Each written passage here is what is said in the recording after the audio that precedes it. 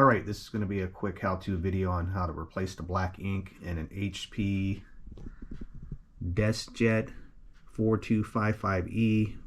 I bought this printer on Amazon. I think it was like 50 or 60 bucks.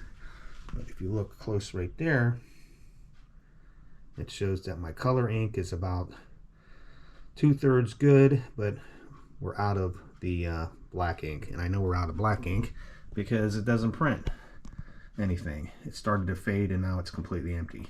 So the first thing you need to do is open this door up. This is the first time I've done this.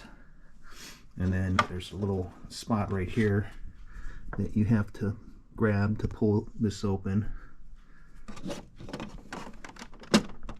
And it's not too easy. And then you can see the cartridges in there. They just moved. Shine a little light on the situation here. Because I have bad eyes. So let's see. I think he pushed this down. Yep, push it down and it pops right out. That's the old cartridge. It is a 67XL.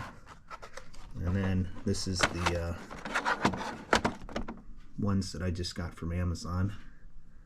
Okay, so here's the new ink. It's got this plastic cap thing on it. I think it's just to protect it. And this should just snap off. And then on the back, you have to take this tape off. So that's good. Now we need to slam it back in here. So you're going to slide it in like that. And then it should just pop up.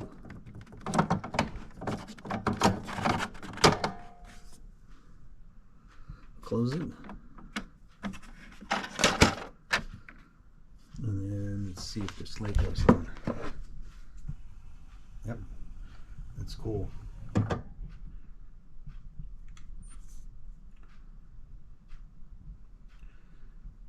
So it went up from